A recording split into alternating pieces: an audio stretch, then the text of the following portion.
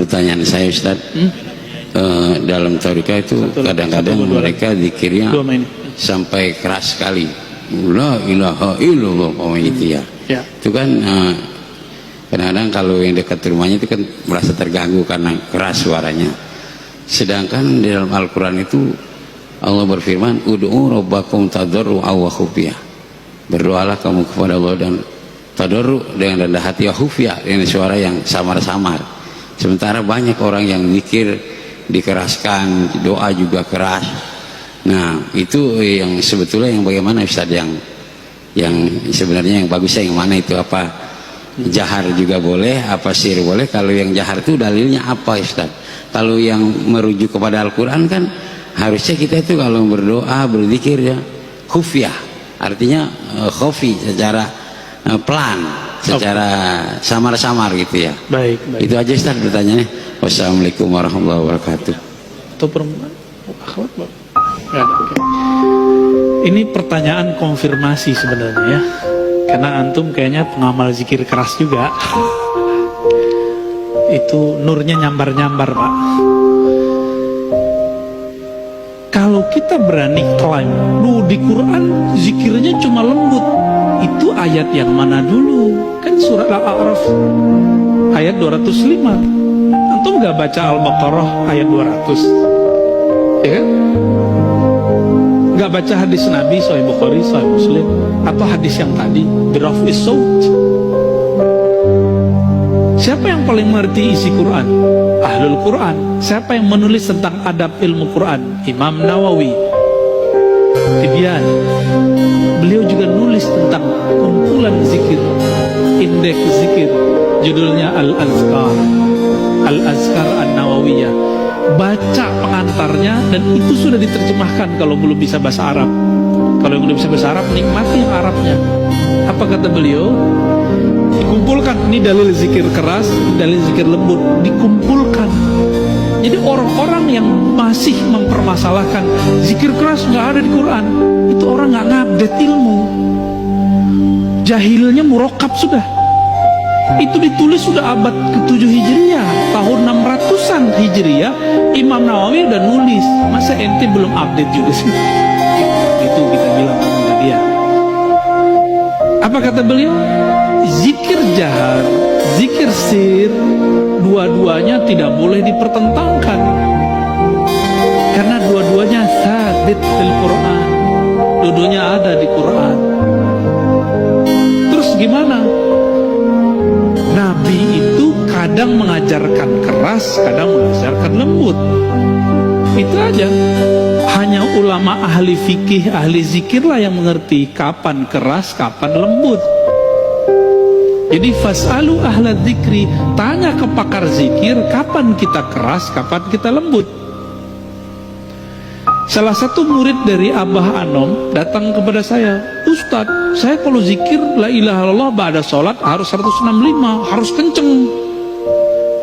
Saya tanya balik, bukannya antum dulu diajarin beliau pangersa Abah zikir keras, terus ada zikir lembut? Kalau lagi ngantor, kalau lagi di tempat kerja, kalau lagi safar, gak usah zikir yang keras, pakai zikir yang lembut. Maksud beliau begitu, jangan saklek. Kalau nggak sesuai kondisinya zikir keras, ya zikir lembut aja.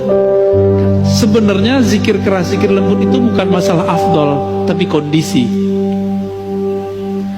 Di saat kolbu kita sedang bermasalah, maka zikir jahar paling afdal. Di saat zikir kolbu kita sudah tenang, jiwa kita sudah teratur, zikir lembut itu lebih afdal. Maka muncullah satu kalam dalam riwayat Al-Baihaqi, khairu dzikri ma khafi, sebaik-baik zikir itu yang lembut lirih. Baru nyambung sama surah Al-A'raf, wazkur rabbaka fi nafsik, sebut nama Allah di dalam dirimu, dalam lembaga jiwamu, dengan kerendahan hati, dengan tidak menjaharkan dengan lisan. Baru masuk. Jadi ayat ini jangan dipertentangkan dengan ayat yang lain ya. Ini yang lucu, teman saya praktisi ruqyah membid'ahkan zikir keras. keras. Tapi kalau dia meruqyah, dia bentak-bentak orang pakai takbir, bentak-bentak orang pakai ayat. Padahal Nabi nggak pernah bentak-bentak orang pakai takbir, nggak pernah. Malah Nabi yang dibentak orang. Siapa yang melindungimu dari pedangku? Jawaban Nabi, Allah. Langsung jatuh dia. Jadi Nabi kalau baca Allah jadi pedang, Pak. Sakti. Kalau kita baca la ilaha illallah, takbir, udah berbuih, udah habis suara, gak menang-menang juga. Kalah lagi. Berarti kita baru baca di lisan. Tentara Al-Mahdi di akhir zaman itu menaklukkan Rum cukup dengan takbir. Berarti takbir dia takbir yang mana tuh? Bukan takbir yang berisik, tapi takbir yang menggetarkan langit dan bumi, yang bersumber dari kolbu, terjun, tembus ke dalam kolbu. Jadi nggak ada masalah mau zikir keras, mau zikir lembut. Namun kalau tetangga kita terganggu, ya kasihan, Pak. Zikir lembut lah.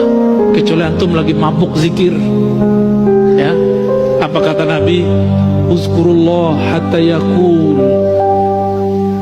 Zikirlah kepada Allah hatta yakulal munafikun, sehingga orang munafik berkata muraun, di riwayat kedua majnun, sampai orang munafik menuduh kamu gila atau ria, ya. Makanya dulu ada yang nanya di sini, mohon maaf langsung saya potong karena beliau sudah sepuh. Itu zikir hitung-hitungan, kenapa itu? Langsung saya mohon maaf saya potong langsung, kasihan. Masih ada beliau, masih ada. Wah, kalau Ma'ani dia nggak mau ikut ngaji lagi. Nggak apa-apa ya. Itu kenapa? Masa seumur begitu masih suuzon sama orang zikir, tapi jadi munafik kata Nabi. Bahaya. Maka semoga semenjak saat itu dia tidak suuzon lagi sama orang yang berzikir. Kira-kira begitu. Wallahu a'lam bishawab.